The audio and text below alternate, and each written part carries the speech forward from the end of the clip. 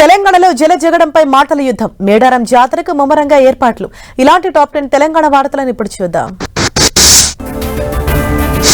సిద్దిపేట జిల్లా ఎరవెనలోని KCR farm house దగ్గర కాంగ్రెస్ ధర్నాకు దిగింది. తూముకుంట నర్సారెడ్డి ఆధ్వర్యంలో 400 మంది కార్యకర్తలు ఫామ్ హౌస్ గేటు ముందు రెడ్ కార్పెట్ పరిచి పూలు చెల్లి నిరసన తెలిపారు. గజ్వేల్ ఎమ్మెల్యేగా కేసీఆర్ మాకొద్దు అంటూ నినాదాలు చేశారు. గజ్వేల్ ఎమ్మెల్యేగా కేసీఆర్ అసెంబ్లీకి వెళ్లటం లేదని, గజ్వేల్కు రావటం లేదన్నారు.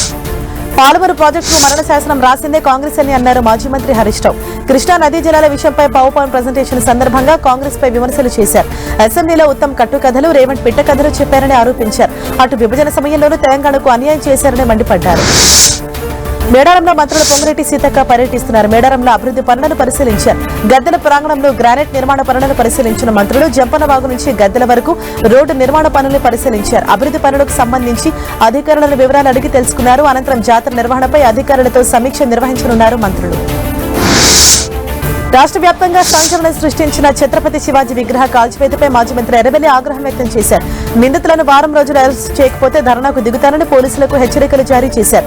శివాజీ విగ్రహాన్ని గుర్తెరని వ్యక్తులు కాల్చివేయడం తనను ఎంతో బాధించిందని, అందుకే పాలతో శుద్ధి చేస్తున్నామని తెలిపారు. సుప్రీంకోర్టు ఇటీవల కమ్యూనిటీ కుక్కల నిర్వహణపై ఇచ్చిన ఆదేశాలను కొన్ని వర్గాలు తప్పుగా అర్థం చేసుకుని కుక్కలను హతమార్చే ఆదేశాలుగా ప్రచారం చేస్తున్నాయని జంతు సంక్షేమ సంస్థ ఆసరా ఆందోళన వ్యక్తం చేసింది. ఆసరా ఆధ్వర్యంలో ఇందిరా పార్క్ దగ్గర ధర్నా చౌక్ వద్ద భారీ నిరసన కార్యక్రమం నిర్వహించారు. సుప్రీంకోర్టు ఎక్కడా కుక్కలను చంపాలని చెప్పలేదని వివరించారు.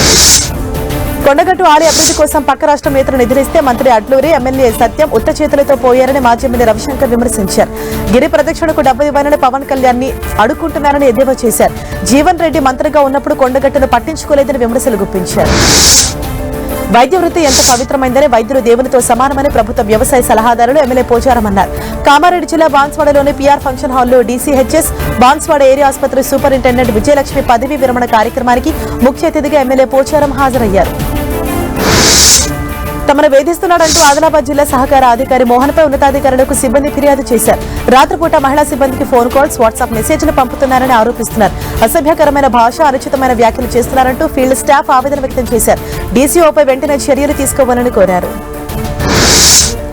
తెలంగాణలోని దేవాలయాల అభివృద్ధి, అర్చకుల సంక్షేమం కోసం 1000 కోట్లతో ప్రత్యేక నిధిని ఏర్పాటు చేయాలని తెలంగాణ అర్చక ఉద్యోగ జేఏసీ డిమాండ్ చేసింది. రాష్ట్రంలోని 11,000 దేవాలయాల్లో పనిచేస్తున్న 1,40,000 అర్చక ఉద్యోగుల స్థితిగతిపై ప్రభుత్వం తీవ్ర నిర్లక్ష్యం ప్రదర్శిస్తోందని కన్వీనర్ డీవీఆర్ శర్మ ఆగ్రహం వ్యక్తం చేశారు.